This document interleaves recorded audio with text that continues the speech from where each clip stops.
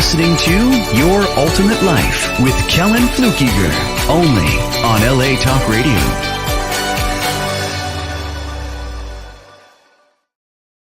Hello and welcome to Your Ultimate Life tonight. I am so excited. This is the program dedicated to help you discover and serve your divine gifts and create that life of purpose, prosperity, and joy. Today I've got a spectacular guest. I love her already. We were just talking for a few minutes ahead of time. Welcome to the show, Iyanla. Good evening. How are you? I'm just thrilled. I'm excited, and I'm just stoked that we get to talk about the most important topic in the world, which is love. Love. Yeah. Happy Valentine's Day. Happy Valentine's Day to you, too. So what's that? I'm sorry. I said, Happy Love Day. Yes. So I'm going to start with a question that goes right to the heart, no pun intended, of all this.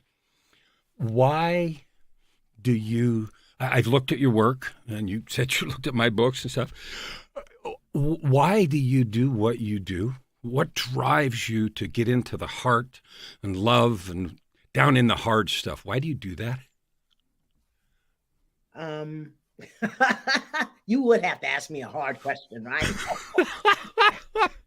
Why? I don't know there's a why. It's my purpose. It's my, one of the great tenets of the recovery world is you make your issue your cause. If you have an issue, it ultimately becomes your cause, which is why many people who go through recovery then become recovery counselors or sponsors. So I lived a loveless life. The big people in my life were too busy managing their own pain to really love me, to tell me they love me, to show me love. And the kind of love that they showed me was so dysfunctional and painful. So when I woke up, I don't think it's a bad thing to be awake or woke or whatever they call it now. When I woke up, my mission became to just do, give, be everything as a gift of love.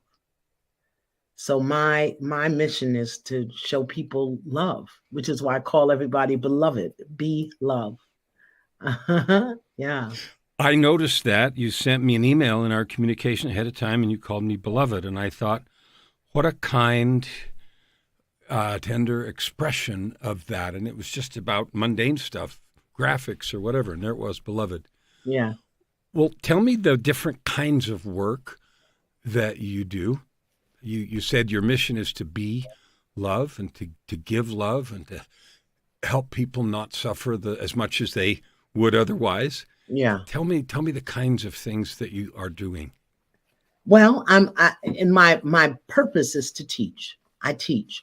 And teaching, we're taught in this Western society is about putting information in. And the true message of teaching or education is to draw information out. Because the truth is we have it all inside. But we have forgotten, or we didn't know that we knew, or it's covered up with so much stuff. So I am an educator and I am a spiritual technician. So I use spiritual technologies to educate people about the truth and the love that they already are. I love that. Spiritual technologies to educate people about the truth and the love that they already are. So everybody write that one down because that one's good. I saw a post that you did, I don't know if it was yesterday or day before coming up to this, and it was about prayer. Yeah. And when you said spiritual technologies, of course, I thought one of the most important ways of communication with the divine, whatever people call it, is with that prayer, the reaching up of our soul. Can you talk about that a little bit? Oh, I love to pray. I'll pray for anything. I'll pray for the sparrows outside. I pray for the squirrels that tear my bird houses down. I feed the birds and the squirrels come and throw them to the ground and eat the seeds. It's communion, communication. It's putting yourself or allowing yourself to be in a position of vulnerability to the divine. Whatever that is for you. I always say the God of your understanding, your God, whatever that is. And it's For me, prayer is one of the most intimate communications that the soul can have with its creator. Usually, people have a hard time asking other people for help. But I don't care, the biggest, hardest, roughest, toughest guy or girl on the planet, they don't have a problem asking their creator for something. They just don't talk about it. Oh, God, please help me. Oh, God, do this. Oh, Lord, won't you? But if we could do it consciously and with humility and allowing ourselves to be vulnerable, to allow our souls to communicate with the divine, and then listen afterwards. Don't just get up and pray and go run off and play tennis, but give yourself 3, 5, 10 minutes to just sit and listen. You'll also get a response. And I think that's the part that people miss. They miss waiting for the response. Prayer becomes like sending a text. It doesn't go ding when it comes back. You know what I mean? You got to be paying attention. So you said a couple of really important words. And you made a really important observation. When the pandemic came, or when something bad happens, we have all this conversation about, getting everything out of our lives that's religious. Yet when something like that happens, all of a sudden it's God this and God that and help, and we don't know what else to do. Why do we do that? Why do we wait until we're dying before we figure out we're really connected and we really need this? Well, first of all, because we're just full of our bloated human nothingness. We're just full of it, And because there's a part of us that knows. There's a part of us that knows that we are connected to something greater, something grander. Otherwise, Kellan, we wouldn't get up every day. Who would get up to do this craziness every day? Some part of us knows that we're here for something greater, grander. We just get caught up in the sensory material world. But there's a part of us that knows. And when these things happen that our mind can't comprehend, when 5 police officers kill a man, or when the earthquake sucks up 30,000, or when a disease that they don't even know where it came from shuts the whole country down. Miss Corona was the only thing that I know of in my 70 years that has ever shut the church down. Nothing has ever shut the church down. Corona said, wait a minute, hold up. I got something for you. So because a part of us knows, and when we get to the edge of our bloated human nothingness, that's where we turn. But as long as, we're looking cute and everything, and we got toilet paper and paper towels, we don't need anything greater and grander than us, And also because a lot of it is couched in religion, and so many of us were religiously abused, had stuff forced down our throat and frightened. We were frightened out of God, Who wants a God that's going to pluck it out thine eye? I think you're right. Religiously abused is an interesting, I haven't heard it said that way before, but it resonates. And I agree with you. You said another thing in the description that's a really important word, I think, and I want you to expand on that. You talked about when we connect with the divine, you talked about being vulnerable. Vulnerable, yeah. 2 things. Why is that so hard? And 2, why is it important? Well, when you're vulnerable, you are available, you are accessible, and you are accepting. Available, meaning I'm not all over the place, I'm not here. Accessible, meaning that you can receive. And accepting that there's something to receive. That's why vulnerability is important. You're not functioning on your intellect, on your degrees, on your good looks, on your cleaner teeth and fresher breath. You're just available, accessible, and acceptable. Because the divine energy can then access the deepest part of you, the soul.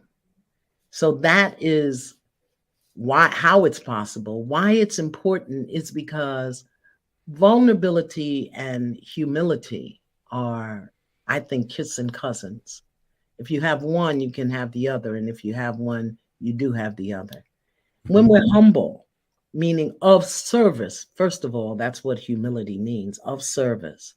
And when we're not in our grandioseness as humans, in our bigness, in our intelligence, in our all of the wonderfulness that we go into, when we're not in that and we're humble and vulnerable, all things are possible.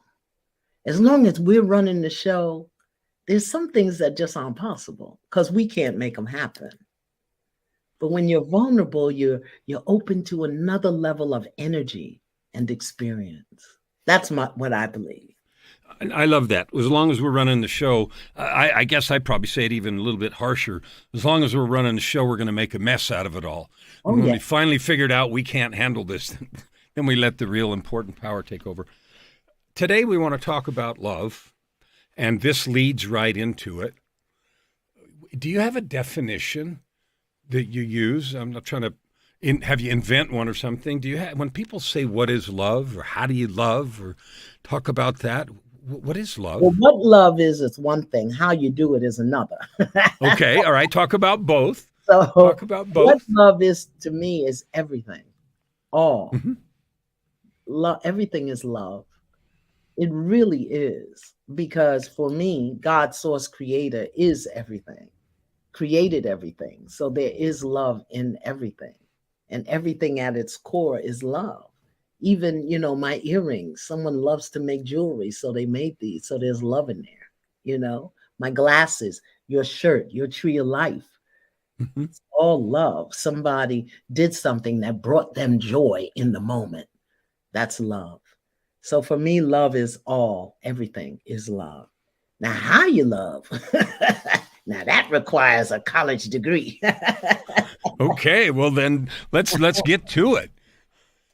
I think the first thing is for love is unconditional positive regard. What do I mean by that? Meaning, as you show up, just as you are, I'm going to accept you just as you are. I'm not looking for what's wrong with you. I'm not looking for what needs to be different. I'm not looking for how you can be better. I'm not looking, just as you are. Kellan, I'm going to accept you. That's the first thing. Unconditional positive regard. The other thing for me, love, is that I'm always going to see you higher. I'm always going to see you higher because I love you. And I know as human beings and our bloated nothingness, we can have bad behavior. You think? We can have very bad behavior. I had a big argument, not argument. Somebody was upset with me. I didn't argue with him. I just said, okay, that's my new thing. Okay. When I said to them, we were talking about the Tyree Nichols case, and they were just, I don't even know what the word is, the 5 officers.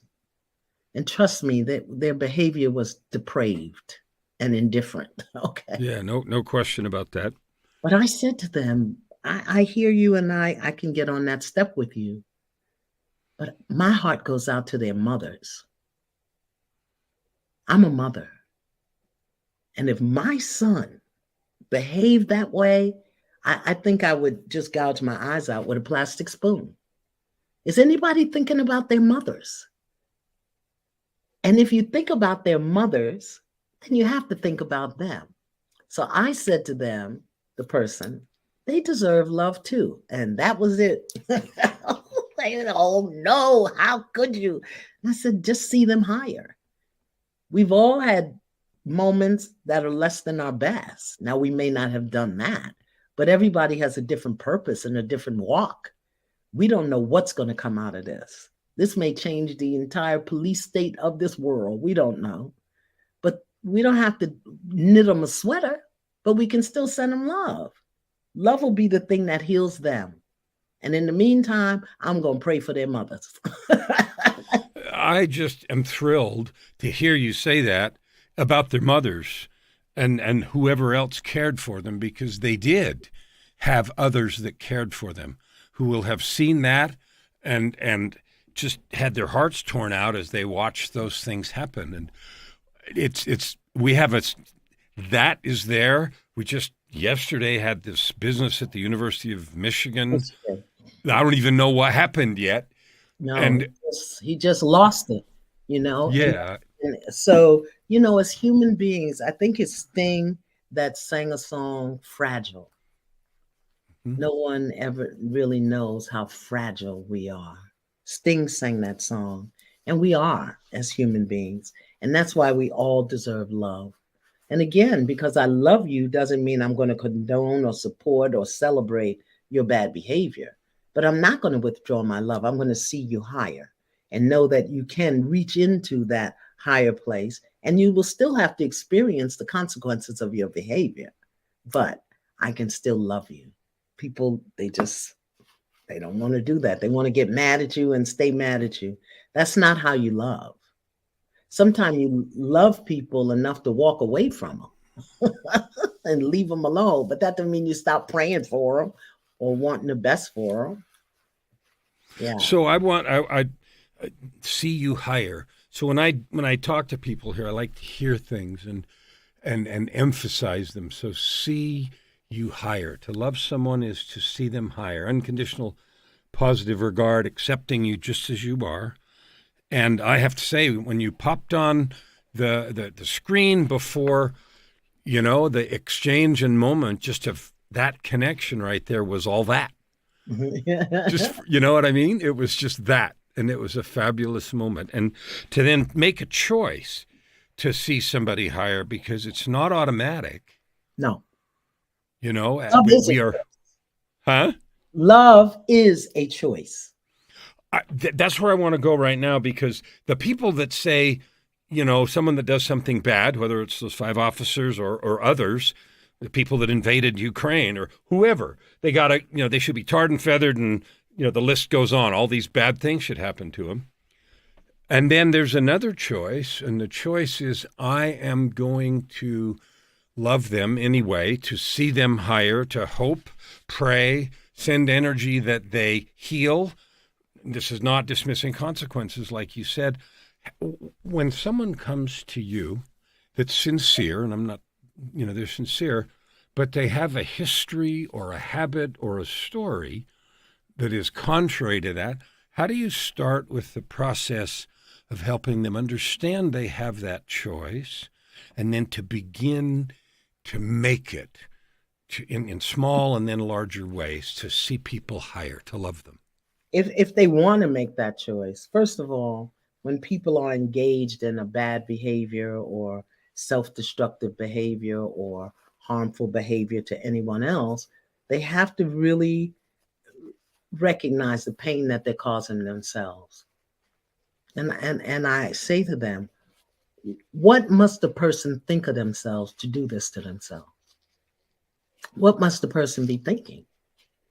You know, that nobody cares, I'm not important, nobody, it doesn't matter what I do, I don't matter, whatever. Okay, so that's what we have to heal.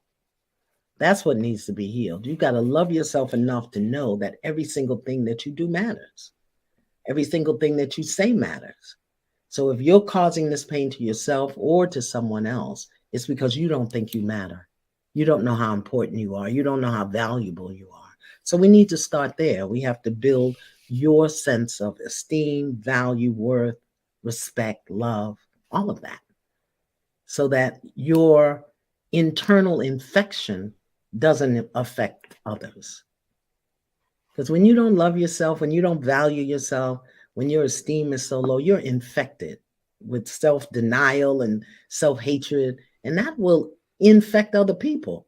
I told somebody the other day, you know, dysfunction is a disease, and it's catching. you can catch dysfunction.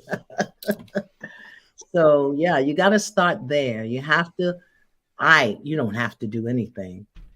Support the person in seeing how their lack of love, respect, value, worth in themselves is the only thing causing the behavior. And that doesn't matter what it is. And particularly people who have substance abuse problems. I know a lot of them has just lost touch with self, or they're denying some part of self, and they look to the substance as an escape, because they've lost touch with themselves. Nobody who really loves themselves or knows themselves is going to hurt themselves. You're just not. That's like sticking your hand in the fire. Or even, one of the things that I've learned that's just been very enlightening for me, the whole notion of cutting. Young people who cut, they cut so that they can feel. They cut so that they can feel. Something has gone on and they've shut down. And a lot of them cut so that they know they can feel. I said, wow, that's amazing. I didn't know that's what it was. Yeah. That is interesting, because I happen to have a very close relative who had a mate, a spouse, who was cutting. And so that happens to be up close and personal. There were years when I went through bouts of addiction and stuff like that, and people ask often, even in recovery programs and everything, what was your drug of choice? And what I finally said, my drug of choice was self-loathing. I needed to hate myself. And then whatever the substance was, that was just handy to make the pain go away. But the need was to hate myself. Yeah, and because there was something you believed about you, you lost touch with your goodness, your divinity, your nobility. I know I've worked with a lot of people. And the other thing is, my drug of choice was guilt. And they don't have a treatment program for that.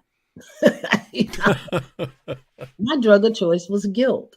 And the way I got into guilt was through shame. So I would do things and behave in ways and engage in behaviors and do all sorts of things that I felt ashamed of. And then I would get guilty because I did those things. They don't treat you for that.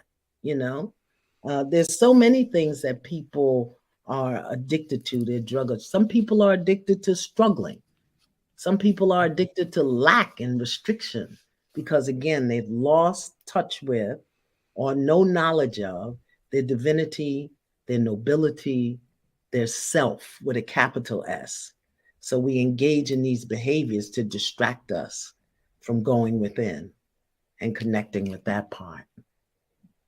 So I have a question that I like to ask, and that is, I have a definition for the ultimate life, which is the name of the program, and I call that living a life of purpose, prosperity, and joy that you create by serving with your divine gifts. And there's two parts to this question. How would Iyanla define her ultimate life? My ultimate life is serving my Creator and the Creator's people with love and excellence, and having fun in the process. I love the fun part. So the second question that follows on is, when we talk about that, lots of people hear us and they say, yeah, that's fine for you because you've whatever and you're where you are. I want to ask, do you believe that if people want to, they can make the changes so they can have their own version of that ultimate life? Do you believe that's possible, or is that just hype? Absolutely. And everybody doesn't have to write a book and be a motivational speaker or have a talk show or a TV show. No, they don't. No, you don't. That's what everybody thinks, No, because there are some dedicated and angelic nurses, that we need them. There are some committed and just divine teachers, teach those little kindergarten babies with their little snotty noses. Oh, right. They're bartenders, Imagine the stories they hear, right? I think that everybody has a gift and that they can mold and shape and craft so that not only the thing is, we're programmed and conditioned in this society to take our gifts or our talents and skills to serve other people. And in response, we get a paycheck or we get money. But when you're living your ultimate life, you take your talents, your skills, and your gifts, and you serve for the joy of it. That's why you serve, for the joy of it, not for what you're going to get in return. And because you're doing it for joy, you get more in return. And people don't understand that. So I want to dig into that a little bit, because you said talents and skills, and then you added the piece of gifts, Yes. and you added it with this delicious chewing of that word, and I love that. Tell me about that, the skills for which we get paid, and then the gifts which. Tell me, I have a thought when you say that, but what is that beautiful word that you said? You added the gifts and the joy. I think that a skill is something we've learned. We're taught. Some people can be a skilled craftsman or plumber, or, the teachers go to school to learn the skills of teaching. That's one thing. But your skill to be able to use it with excellence and proficiency, that's a talent. There's lots of people who can sing, but not all of them sing, for a living or for money. They haven't necessarily turned that skill into a talent, or that hasn't elevated to a talent. So to be able to take your skill and elevate it, to do it with proficiency and excellence, that's a talent. But when that thing is what resonates in your soul, when that is what the soul came here to do and to use, then that's your gift. That's a gift. I can sing, I just don't sound good. Okay, I haven't heard you sing, so I won't even have an opinion. I'm telling you, I can sing. It ain't a skill or a talent, nor is it a gift. You take a Whitney Houston, you take a Andreas Botticelli, or whatever his name is. Those gift. That's a gift. That thing comes from the soul, and then they brush it up. So for me, like I said, the skill is something you learn. The talent is when you elevate the skill to a level of perfection and expertise, mastery in a way. But when that skill is then infused with the energy of the soul, that's when it becomes a gift. And we take singing, for example, when I was a young girl, everybody said to me, "Oh, you talk too much. Shut up. You talk too much. Go somewhere and sit down. You're always talking. Be quiet. Shut up. You talk too much." And now people pay me very well to hear me speak. My gift. It was my gift. I didn't know what it was. And you'll find very often that people will try to talk you out of your gift. "Oh, you can't do that. You ain't gonna make no money doing that. Nobody's gonna pay you to do that." Well, maybe they don't have to. Because see, what I do, I would do for free. I would do it every day, all day. And I did it for free during the pandemic. I got right online and talked to people every single day, 10 to 11 every day. I called it the antiviral message. Well, bless your soul for doing that and other things that you do. I want to talk about gifts and its connection to divinity and love.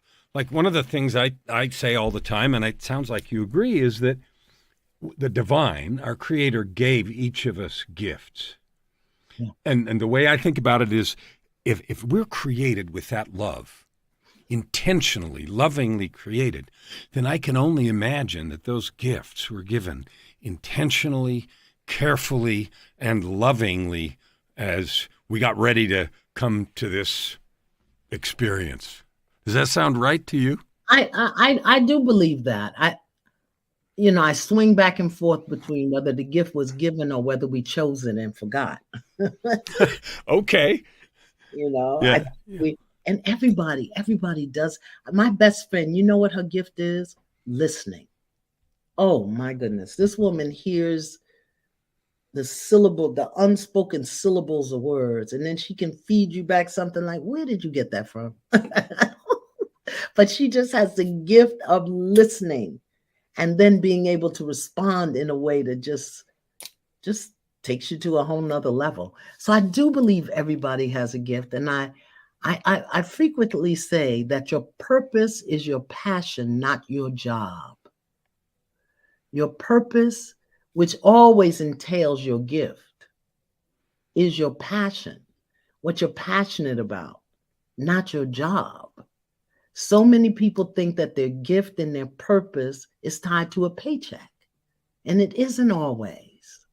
It isn't always. Sometimes you have to use your gifts and your purpose over here while you're working over there to pay the rent. And that's okay. That's okay. That's okay. That I just want to emphasize that. So many people, they'll come to me as a coach and probably to you too in different capacities and say, well, I found my gift, or I think I have, and they want to sort of jump off the cliff and quit doing everything else and then go do this thing. And somehow magically the universe or God or whatever's going to provide, they don't think about transition, or they don't think about the development, or maybe it's okay just to have a gift that you give and love and be, and have another thing that you do because you can to get paid, and they somehow think that's not okay. Yeah, no.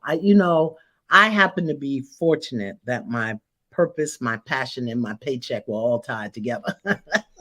Mm-hmm. Once I found it, took me a while, but it took me a while. But I would do this if I had to go out tomorrow and get a job. I don't know what I would do, but I would get one. I mean, I'm an attorney by trade, but I haven't practiced law in over 40 years. But I guess I could go. Somebody would hire me. But people, again, let your purpose be your passion, not your paycheck. And like you said, you can do it over here because you love it. And if they knew what I knew, they would want to keep it over here and not tie it to a paycheck where somebody else is going to monitor it and market it and tell you what you can do and can't do, what you can say and can't say, have this contract and that please. So it really is okay. So I want to dive back into love for a minute.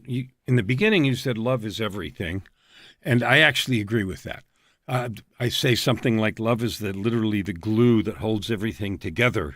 Also, because contention, negativity, anger, that tends to blow stuff up, and compassion and love tends to put stuff together.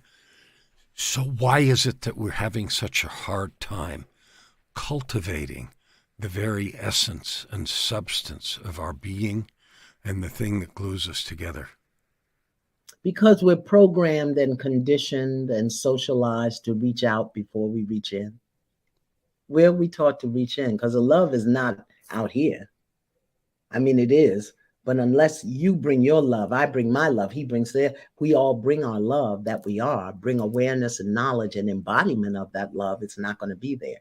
And we're taught to reach out, to look out. We're taught to the sensory world, the intellectual world. We're not taught to the heart center, to the love. We're not taught to do that. And so, we've just gotten off track, really off base. And, the people who do that, the monks and the gurus and, the people off in the convents and stuff, they hold that vibration, but we can do it also. We don't love each other enough to say good morning when we're passing in the street, or you cut me off on the freeway and then I'm going to chase you down and shoot you. That's external stuff. If you knew who you were, you wouldn't behave that way. Molesting children and just, I could give you a list. I know you know the list, but that's because we're all externally referenced and not internally referenced. And also we have to understand that in the beginning, God created all of it. There's a polarity to everything. So there's love, there's fear. I mean, there's love, there's hate, because it's all on the same continuum. It's just at different levels of the continuum. So in the beginning, there was anger and there was fear. Cain and Abel, a classic example of anger.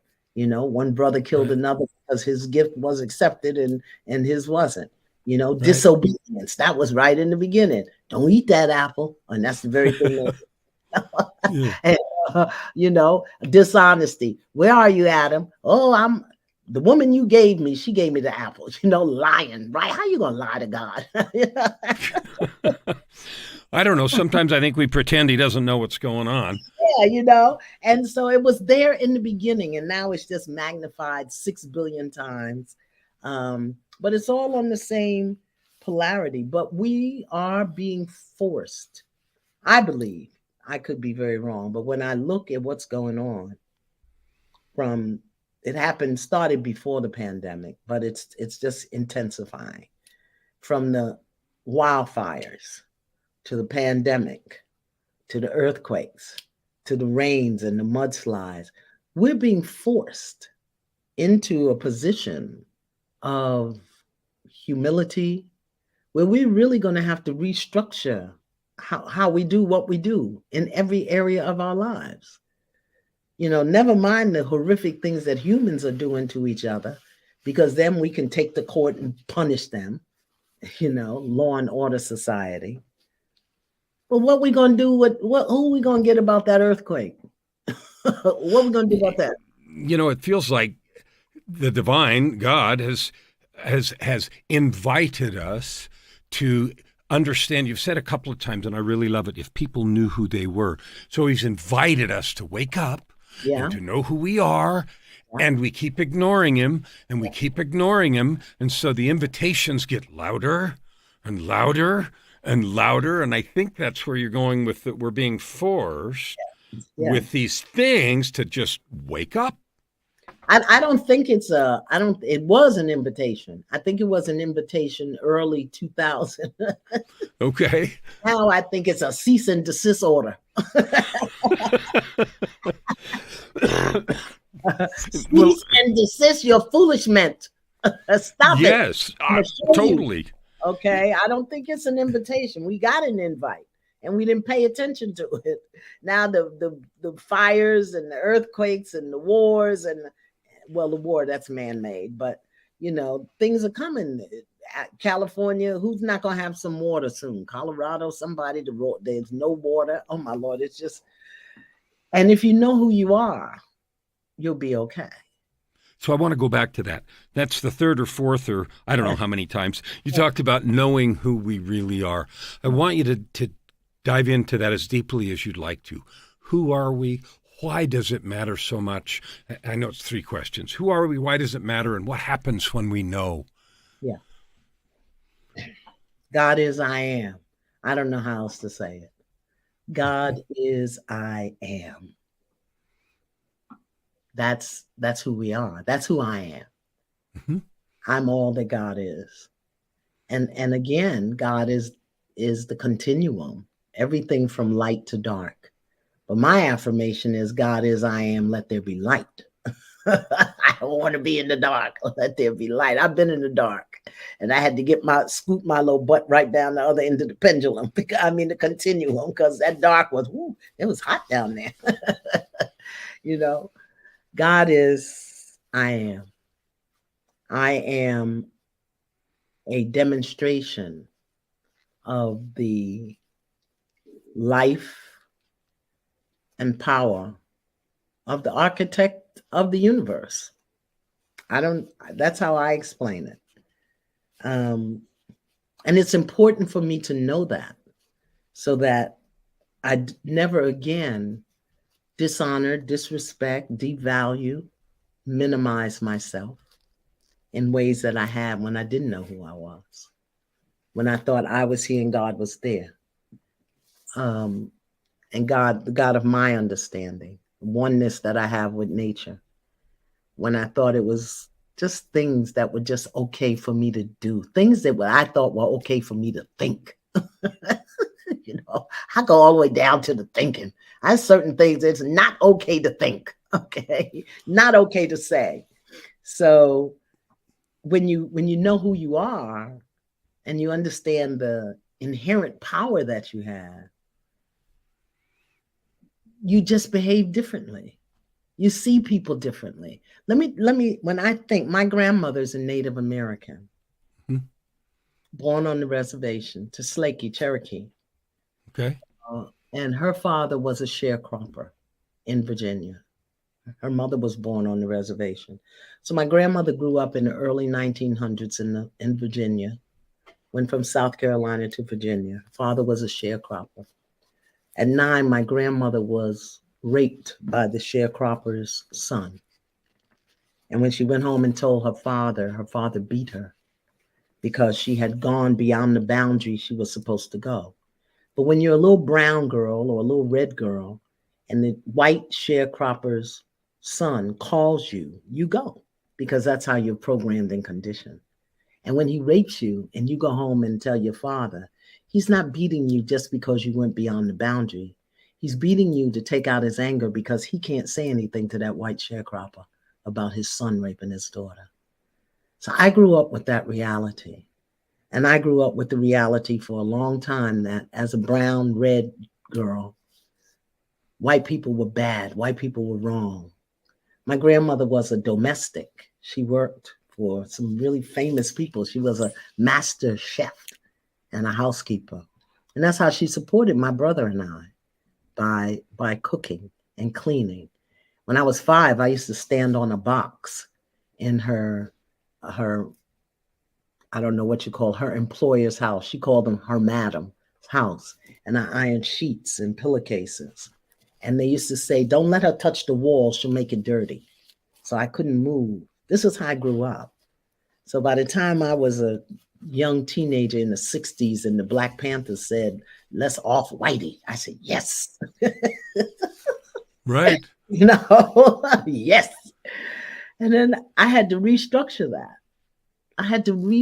that.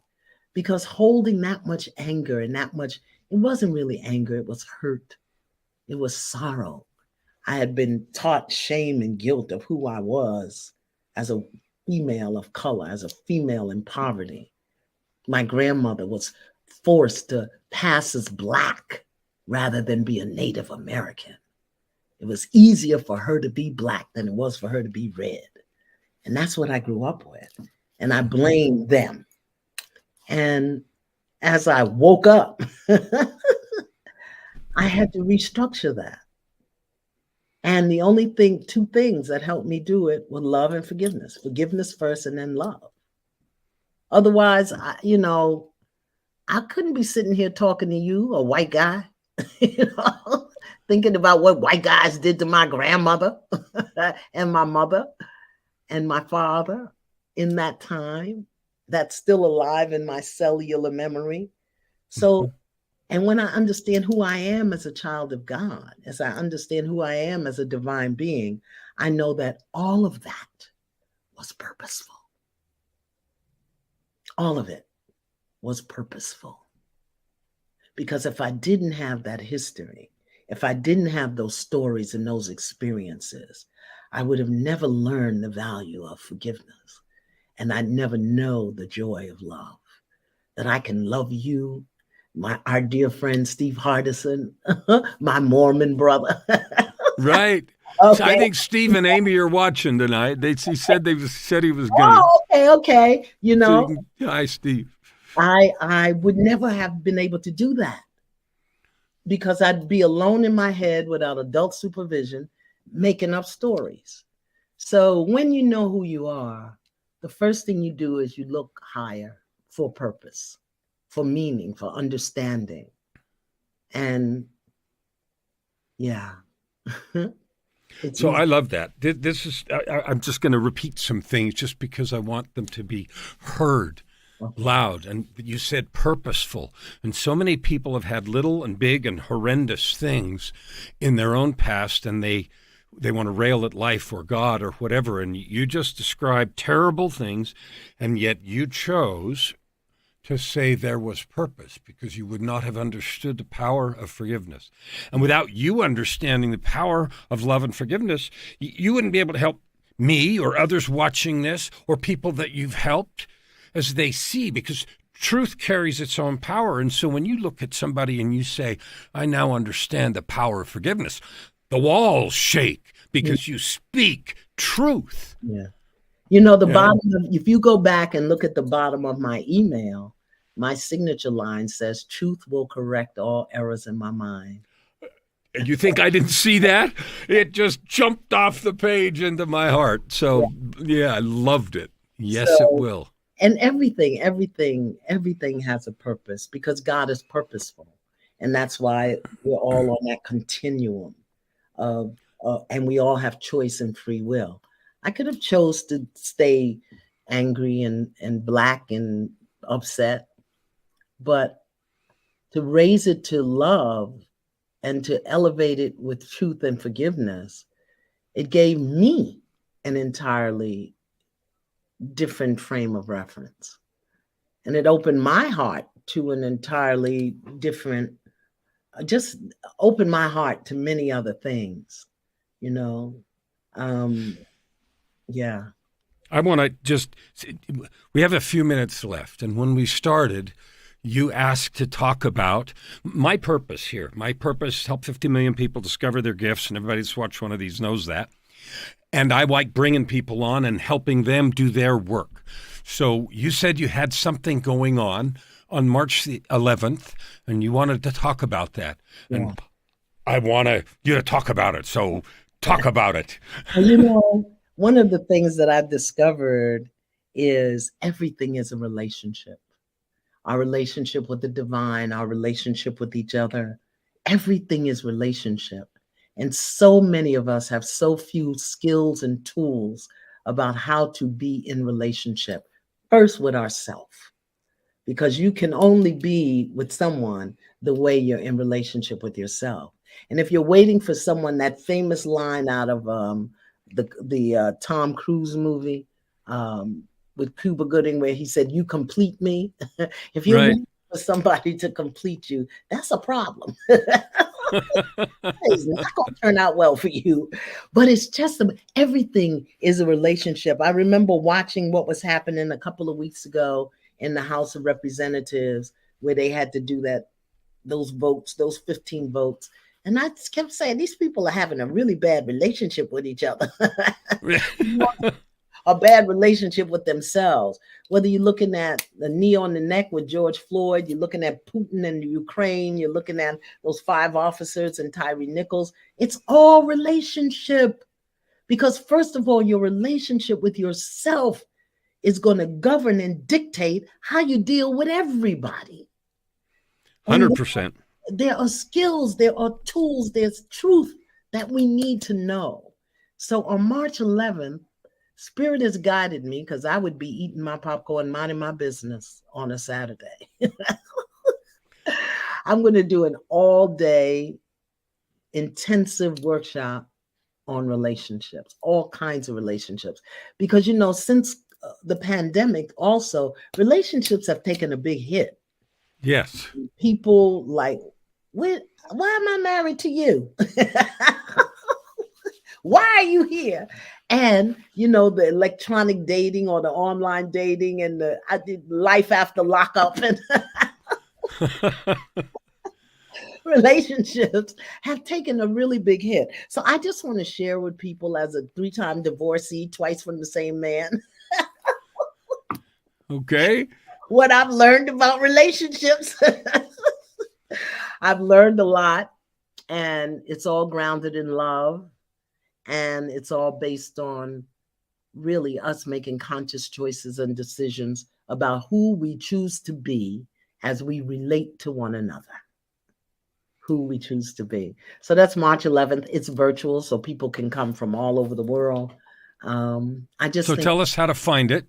Iyanla.com, IYANLA.com. You go to my Facebook page or my website. Is that what it's called? A website, right? Yeah, website. It is a website.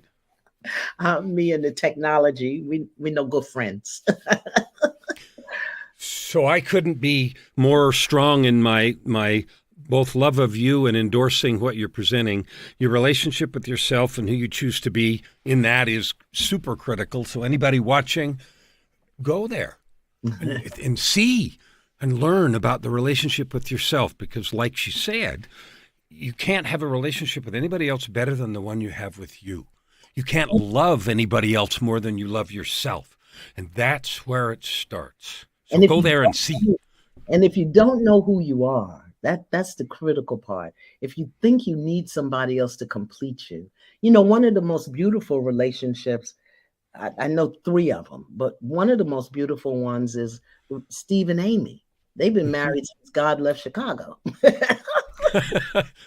And they got kids and grandkids and everything. And I know it's not hunky-dory, sweet and nice all the time, but the depth of commitment of their soul first to themselves and how they support each other in that. You know, how Steve supported Amy when she did, they sent me her beautiful writings on the book of Isaiah and just that. But, you know, to see them together when that, you can feel that energy. I know 2 other couples like that. But to live your ultimate life and to really use your gift, you have to know who you are and you have to be in good relationship with yourself. And every day, it's you just like you would argue with your husband or your wife. Some days you're not gonna like you. I had a day like that the other day. I just didn't like me. I was behaving very badly. I just had to sit myself down. But to get to your ultimate life, and I believe, I could be wrong, but the better you are in relationship with your life, the more accepting you are of your gift. And the more willing you are to share it. Because when you know who you are and your value and your worth, and when you know your purpose, you know your gift is not even for you. It's for the world. And because you love, you give. And you don't worry about what's coming back because you know it's going to come back somehow.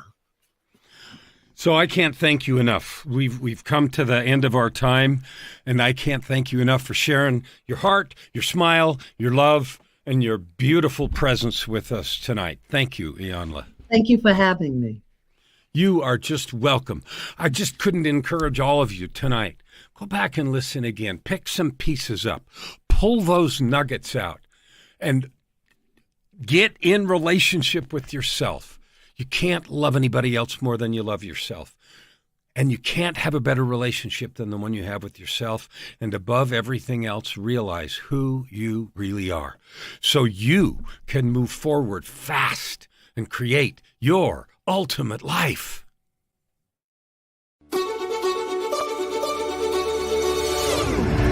You're listening to Your Ultimate Life with Kellan Fluckiger, only on LA Talk Radio.